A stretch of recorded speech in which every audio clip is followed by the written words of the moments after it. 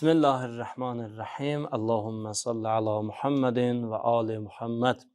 Hər vaxtınız xeyirli olsun, dəyərli Vilayət TV izləyiciləri, hər birinizi şəri suallara cavab verilişindən salamlayıram. Bildiyiniz kimi, biz bu verilişdə siz dəyərli tamaşaçılardan gələn şəri sualları oxuyub cavablandırırıq və bunun üçün studiyamıza dəyərli qonaq dəvət etmişik ki, fiqhi sahədə mütəxəssisdir. Siz də ekranda gördüyünüz WhatsApp nömrəsinə öz şəri suallarınızı yazıb göndərin ki, biz də bu verilişlər vasitəsilə sizin suallarınızı oxuyub cavablandıraq. Və vaxt itirmədən dəyərli qonağımızı sizlərə təqdim etmək istərdim. Studiyamızın qonağı Höccətülislam Ustad Zaman Zamanovdur. Salamlayıram Ustad, hər vaxtınız xeyirli olsun, xoş gəlmişsiniz. Aleykümselam.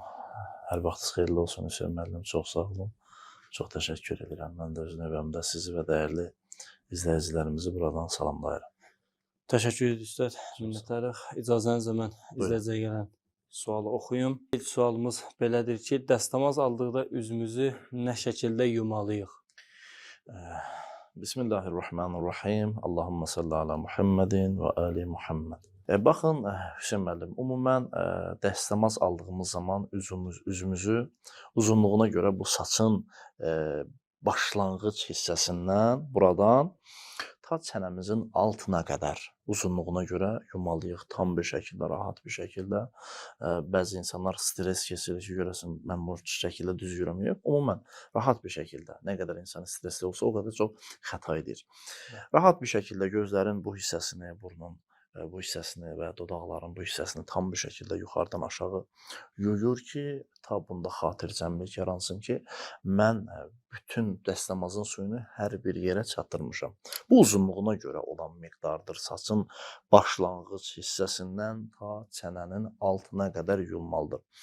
Enliyinə gəldikdə isə baş barmaqla orta barmağı əhatə edəcək miqdar ki var, enliyinə görə də bu miqdarda yumalıdır. Ola bilsin, bəzi insanların üzü addi haldan, məsələn, addi şəkildən daha çox böyük olsun, əlləri kiçik olsun və yaxud da ki, əlləri kiçik olsun, əlləri böyük olsun, üzü balaca olsun. Bunlar nə miqdarda yumalıdır? Baxın, bunlar o şəxslər ki, addi üzə və addi ələ, normal üzə və normal ələ sahibdirlər. Onlar dəstəmazda üzlərini yuduğu miqdar da bunlar da yusalar kifayət eləyəcəkdir. Bu şəkildə və bunu da nəzərinizə çatdırım ki, ta insanda xatircəmlik yaransın, yəqin yaransın ki, məndən tələb olunan miqdarı yummuşam ya yox. Biraz ətrafa, biraz bu miqdardan daha çox yusun ki, əllərini məsələn daha çox geniş bir şəkildə ətraflarında yusun ki, ta bunda bu xatircəmlik yaransın ki, məndən tələb olunan miqdarı yummuşam dəstəmazda.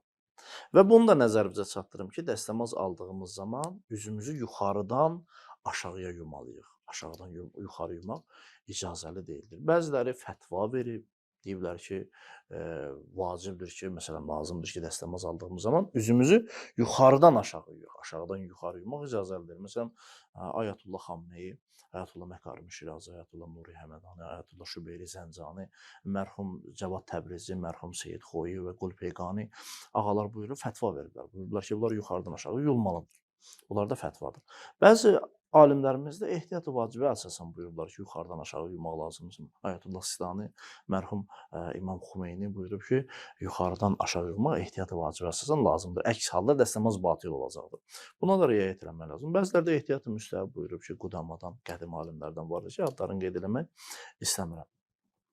Və bu şəkildə dəstəmaz aldığımız zaman üzümüzü bu miqdarda yumalıyıq və qeyd olunan hökmlərə də riayət olmalıdır ki, tam şəkildə hökmə əməl etmiş olaq. Təşəkkür edirik Ustad, minnətdarıq. Növbəti sualı oxuyum. Növbəti izləyicimiz yazır ki, boynunda cənabət quslu olan bir şəxsə nələri etmək haramdır? Baxın Hüseyin müəllim, cənabət quslu bir şəxs ki, boynunda cənabət quslu var, hələ quslunu yerinə yetirməyib. Bəzi əməllər fixi kitablarda qeyd olunub ki, bu şəxsin həmin əməlləri qusullu halda yerinə yetirməsi haramdır. Bəzi əməllər qeyd olunub. Onlardan biri mutal Allahın adlarına hər hansı bir dildə olursa olsun toxunmasıdır. Bir şəxs ki, boynunda cənabət qusulu var, mutal Allahın adı ki var hər hansı bir dildə olursa olsun ona toxunmaq icazəlidir, haramdır qusullu halda. Bu birinci haramımız. Digər bir haram əməl, məsələn, qusullu halda Quranın xəttinə toxunmaqdır. Haşiyəsinə yox, məsələn, o yerdəki Bəli. xətti yoxdur, Quranın Yazılarına cildidir, da. məsələn, bunun eybi yoxdur, bu olar. Amma Quranın xəttinə ki, ərəb dilindədir, bu halda, qusullu halda toxunmaq icazəlidir. Hətta ərəb dilində olmasa, ayrı bir hərflərlə ərəb kəlmələri olarsa, məsələn, fərz edək ki, latın hərfləri ilə yazılıb, Bismillahirrahmanirrahim, Elhamdülillahi Rabbil alamin. Hərflər ərəb hərfləri deyil. Hərflər latın hərfləridir, məsələn, fərz edək. Amma kəlmələr ərəb kəlmələrdir. Bu cür olduğu təqdirdə də Quranın xətti, həmin o xəttə toxunmaq icazəli deyil cənabətdə halda. Amma bəzən də görürsünüz ki, xeyr, Quran tərcüməsidir. Məsələn, yazılıb ki, mehriban və bağışlayan Allahın adı ilə tərcümədir. Məsələn, bu deyə Peyğəmbər bu şəkildə tərcüməsi olduğu təqdirdə toxunmaq icazəlidir. Onlar haramlığı, bəli, oxumaq da icazəlidir. Toxunmağında heç bir eybi yoxdur. Qusullu halda icazəlidir. Bu növbəti bir haram ki, cənabətli şəxsə icazəli deyil ki, bunu yerinə yetirsin. Başqa bir haramımız bundan ibarətdir ki, məscidlərə daxil olub orada durmaqdır. Və yaxud da ki, ora nəsə qoyub və yaxud da ki, oradan nəsə götürməkdir. Qusullu halda icazəli deyil. Təbii ki, əgər bir məscidin 2 qapısı olarsa, bir qapısından daxil olub dayanmadan digər bir qapısından xaric olsa qusullu halda, bunun heç bir eybi yoxdur. Bu haram deyil. Və bunu da nəzərinizə çatdırım ki, Məscid-ül Həramla Məscid-ül Nəbi ki var, burada hətta bir qapısından daxil olub, o birisi qapısından xaric olmaq da icazəli deyildir. Yəni, digər bir məscidlərdə biz buyurduq ki, əgər 2 dənə qapısı olarsa, bir qapısından daxil olub, o biri qapısından bəli, xaric olsa, bunun eybi yoxdur. Amma Məscid-ül Həramla Məscid-ül Nəbidə bu da belə yerinə yetirmək, bununla belə yerinə yetirmək icazəli deyil. Növbəti bir haramımız Quranın səcdə ayələri var da, biz vacib 4 dənə səcdə ayəsi vardır ki, bunu oxuduğumuz zaman səcdə etməyimiz lazımdır. O ayələri də səcdə qusullu halda həmin o ayələrdə oxumaq icazəli deyildir, haramdır. Bəli. Bu haramlar, bu əməllər qeyd olunub ki, cənabətli şəxs gərək bunları yerinə yetirməsin, haramdır. Minnətlər Ustad, çox sağ olun dəyərli məlumatınız üçün. Növbəti bir sualı oxuyum. Yazırlar ki, bir kişi vəfat etmiş xanımına meyyit qusulu verməsi icazəlidirmi? Baxın, Hüseyn müəllim, əvvələn təşəkkür edirəm dəyərli izləyicimizə bu gözəl suala görə. Vəfat etmiş bir şəxsə qusul verdiyi zaman bir neçə şərtimiz var. Bu qusulda onlardan da biri mümasələdir. Yəni, kişi kişiyə qusul verməlidir, xanım da xanıma qusul verməlidir. Bu şərt də həmin o qusulun şərtlərindən biridir. Ki, vəfat edən əgər kişidirsə, gərək buna kişi, müsəlman bir kişi qusul versin. Əgər xanımdırsa, buna gərək ki, həmin bu xanım qusul versin. Amma bu hökmdən bəzi istisnalar qeyd olunub bu hökmdə. Məsələn, bunlardan biri, əgər xanım vəfat eləyərsə, həyat yoldaşına icazəlidir ki, öz xanımına qusul versin. Və yaxud da ki, bəy vəfat eləyərsə, onun xanımına icazəlidir ki, buna meyyit qusulu versin. Təbii ki, ehtiyat müstəhəb budur ki, bunu etməsinlər. Hətta ehtiyat müstəhəb budur ki, xanımı vəfat eləsə, kişi gəlib onun qusulunu verməsin. Və yaxud da ki, bəy vəfat elibsə, ehtiyat müstəhəb budur ki, xanım gəlib buna qusul verməsin. Amma qusul versələr də belə heç bir eybi yoxdur, icazəlidir. Bu istisna olunub, yəni kişi, qadın qusul verməsi bəli, icazəlidir. Məhrəm, bəli, bu məhrəmlər icazəlidir, ayrı məhrəmlər, bəli. Və bir də kiçik uşaqlara, məsələn, 3 yaşına qədər qız uşağıdır, vəfat edib. Məsələn, 1 yaşıdır, qız uşağıdır, məsələn, vəfat edib, yaxud da 2 yaşı qız uşağıdır, vəfat edib. Buna kişinin, məsələn, qusul verməsi və eyni zamanda bir oğlan uşağıdır ki, kiçik yaşlıdır, məsələn, dünyadan köçüb.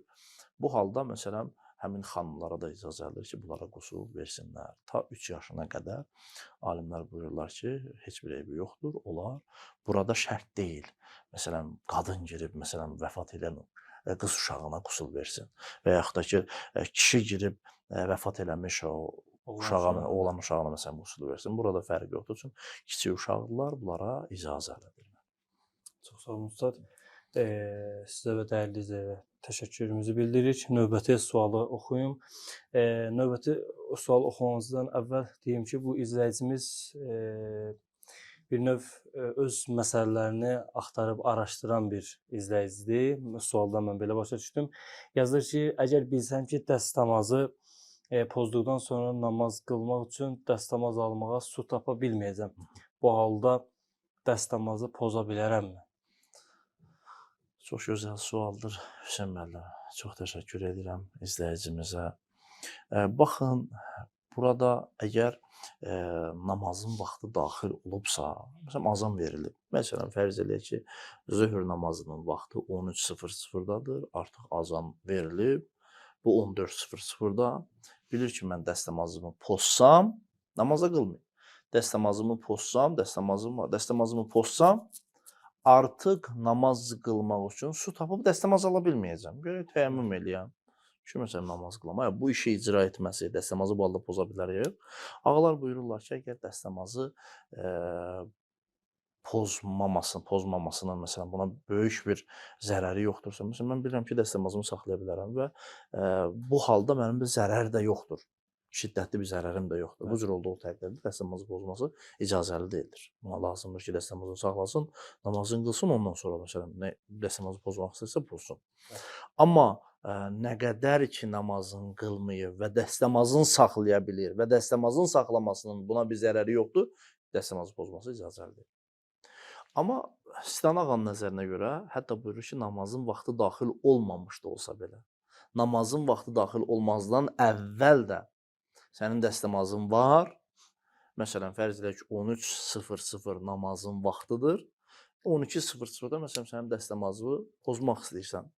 Və bilirsən ki, pozsam, namazın vaxtı artıq daxil olduqdan sonra mən su tapa bilməyəcəm namaz qılmaq üçün. Ya təyyəmmüm eləyəm və yaxud da başqa bir hökm.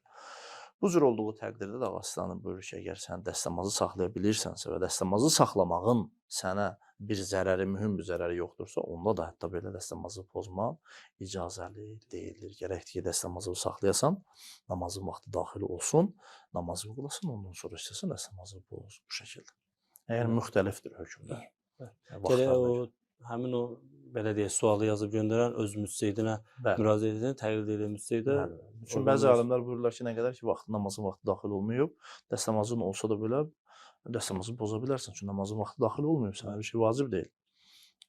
Amma bəzi ağalarda, məsələn, Asistani kimi buyururlar ki, xeyr, hətta namazın vaxtı daxil olmasa da belə, sən gərək ki, dəstəmazı saxlayasan. Növbəti izləyicimiz yazır ki, zöhr və əsr namazlarının məxsus və müştərək vaxtları nə zamandır?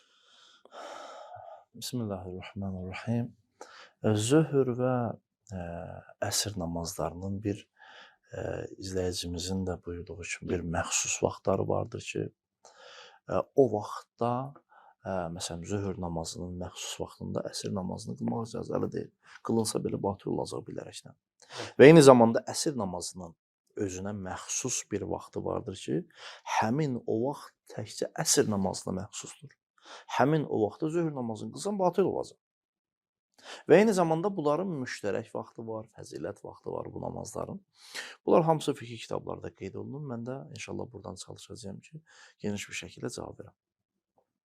Baxın Hüseyn müəllim, zöhr namazının məxsus vaxtı bilmək üçün özümüz əgər istəsək, özümüz üçün məsələn təyin eləyək, fərz edək bir sütun dəfn eləsək, bastırsaq yerdə, məşriqdən günəş çıxır və başlayır hərəkət eləmək, günəşin hərəkəti belədir ki, gedir məğribə tərəfi ki, orada qürub eləsin.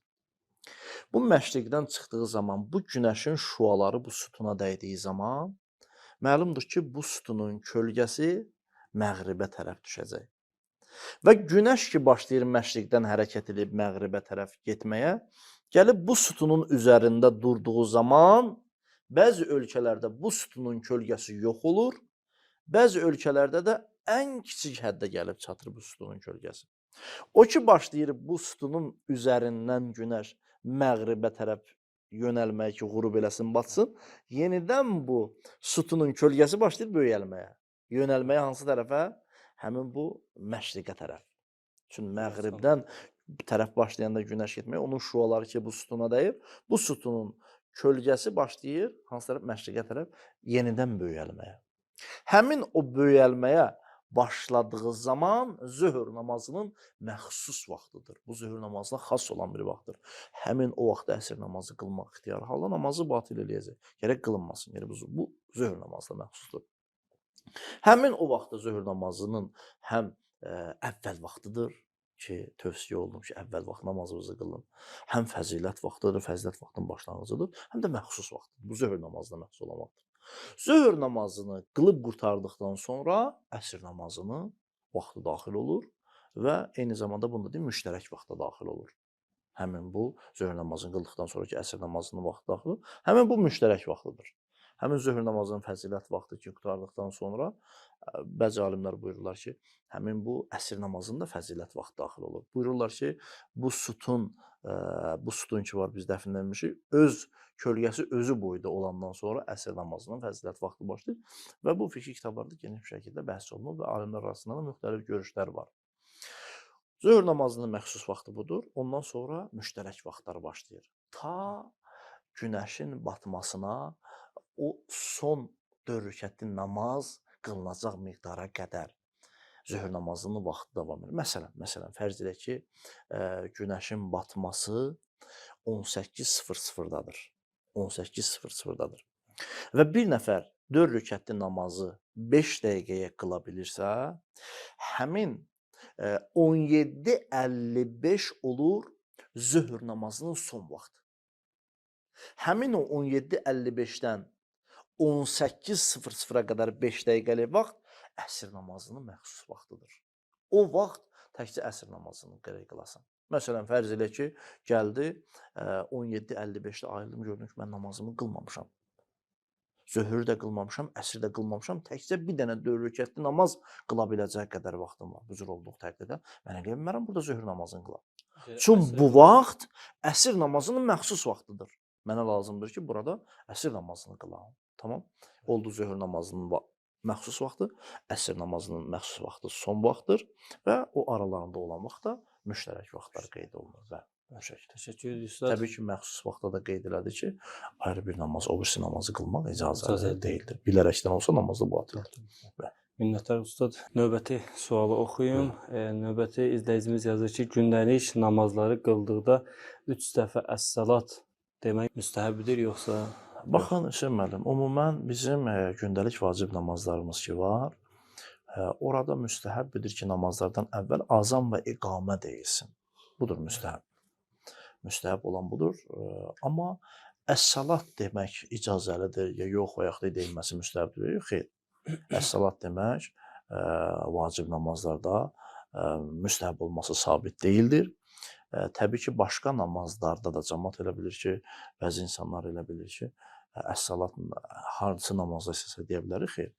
Başqa bir müstəhəb namazlarda da əs-salat sabit deyildir bizdə onun müstəhəb olması. Təkcə bir neçə namazlarda qeyd olunub ki, həmin o namazlardan öncə əs-salat 3 dəfə demək müstəhəbdir. Onlardan biri Fitr bayramının namazıdır, Qurban bayramının namazıdır ki, bunlarda məsələn buyururlar ki, namazdan əvvəl əs-salat deyin ki, müstəhəbdir. Digər bir namazlarda qeyd olunmuyor, müstəhəb olması sabit deyildir. Vacib namazlarda da buyurduğumuz kimi müstəhəb olan azan və iqamənin deyilməsidir. Bəli. Təşəkkür edirik Üstad. Minnətdarıq. Növbəti sual oxuyum. Növbəti izləyicimiz yazır ki, neçə kilometr getdikdən sonra namazı qəsr qılmaq lazımdır? Çox gözəl bir sualdır Hüseyn müəllim. Baxın, bildiyiniz kimi insan öz vətənindən ayrı bir məntəqəyə səfər eləsə, məsələn, A məntəqəsindən B məntəqəsinə qədər səfər eləsə, bu iki məntəqə arasında şər'i bir məsafə olarsa, yetəri qədər məsafə olarsa, bildiyiniz kimi namazlarımız qəsr olacaq.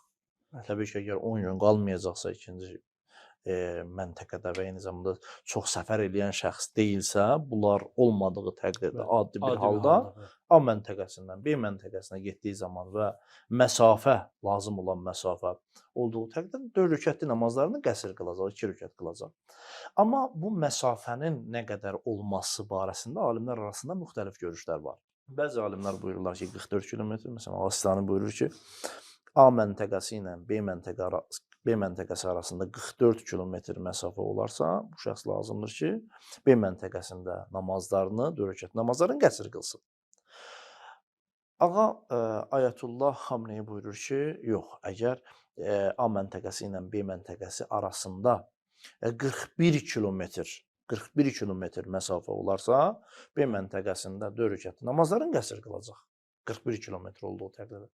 Ağa Məkarim Şirazi buyurur ki, yox, A məntəqəsi ilə B məntəqəsi arasında əgər məsafə 43 kilometr olarsa, bu cür olduğu təqdirdə B məntəqəsində bu şəxs, bu musafir 4 rükətli namazlarını qəsr qılacaq. Müxtəlifdir və bunu da nəzərinizə çatdırım ki, bu məsafəni bəzi insanlar elə bilirlər ki, biz bu məsafəni 44 kilometri bir dəfəyə getməmiz şərtdir. Necə? Məsələn, A məntəqəsi ilə B məntəqəsi arasında gərək 44 kilometr birbaşa məsələn yol olsun. Xeyr.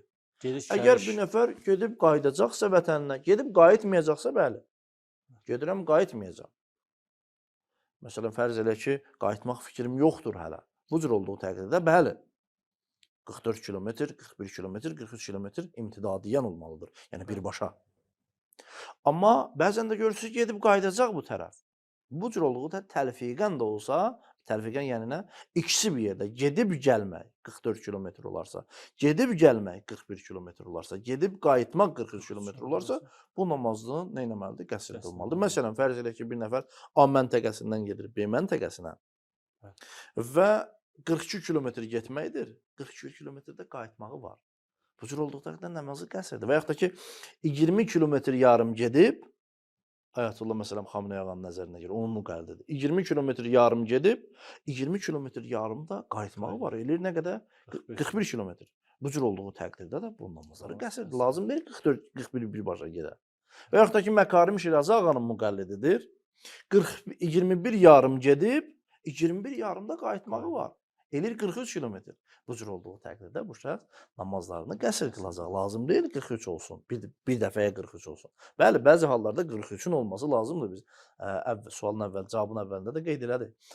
Amma bəzən də görsək ki, təlfiqən, yəni gedib gəlmək bir yerdə bu məsafə olsa, bu cür olduğu təqdirdə təbii ki, ta gedib, bəzi insanlar elə bilirlər ki, mən ta gedib o məntəqəyə çatdıqdan sonra namazımı qəsr qılacam. Xeyr, lazım deyil.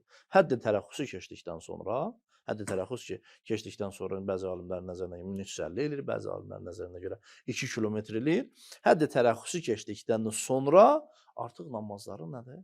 Qəsr qılacaqsan. Məsələn, fərz edək ki, mən Ayətullah Xameneyi ağanın müqəllidiyəm. Məsələn, fərz edək, mən səfərə gedirəm, bilirəm ki, 20 kilometr yarım gedəcəyəm, 20 kilometr yarımda qayıdacağım, 41 var. Və yaxud da ki, daha çox.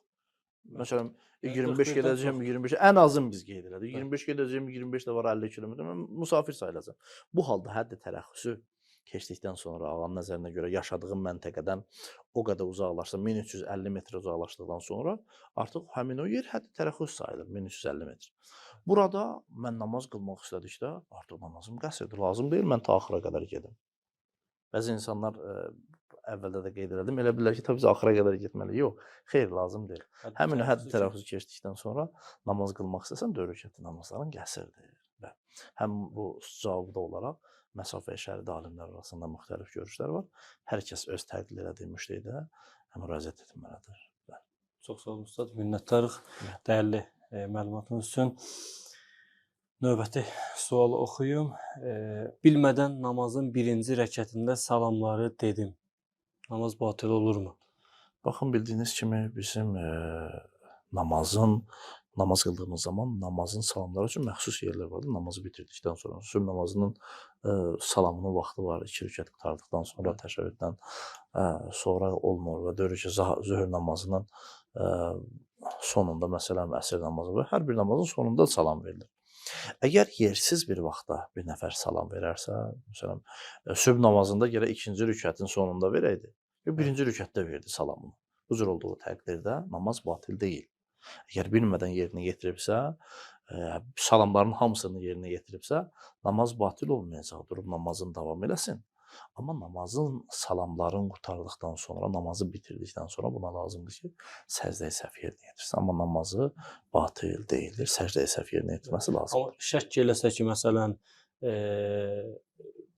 salamın hamısını dedim, ya demədim, ümumiyyətlə birinci, ikinci rəkətdə şək eləsə... Əgər şək eləsə ki, şəkinə etinə eləməyəcək ki, mən salamları vermişəm. O halda da namazı düzgün olacaq. Təbii ki, namazın salamlarında da fərq var. Namazın salamlarını üçün verib, birini verib, baxmaq lazımdır Bəli. ki, bunların hamısının hökmləri fərqlidir. İnşallah ki, buna da geniş bir şəkildə toxunacağam ki, bu birinci salamı verdiyi zaman hala buna səcdə etmək lazımdır ya yox. Çünki bizim salamımızın 3 dənə ibarəsi var. Təkcə onların birini yerinə yetirmək vacibdir. Sonuncu salam. Assalamu aleykum və rahmetullahi və bərəkət. Bu vacibdir. Bunda bir hissəsi. Tamam? Evet. Bizim 3 dənə ibarəmiz var namazın salamında. Bunların hamısını birini yerinə yetirdiyimiz zaman bizə səcdə etmək lazımdır. Bəzilərində ehtiyat müstəhəbdir. Diqqət edirsiniz. Bəzilərində ehtiyat vacibdir. İnşallah geniş şəkildə bu məsələyə toxunacağıq. Bəli. Çox sağ olun Ustad, dəyərli məlumatınız üçün və izləyicilərə də təşəkkürümüzü bildiririk. Belə dəyərli suallar yazıb göndərirlər. Təəssüf olsun ki, bizə ayrılan vaxt burada sona çatdı. İnşallah növbəti verilişlərdə görüşmək ümidi ilə. Bəli, çox sağ olun. Dəyərli izləyicilər, bu günlük bizə ayrılan vaxt burada sona çatdı. Yenidən görüşmək ümidi ilə sağ olun, sağlam qalın.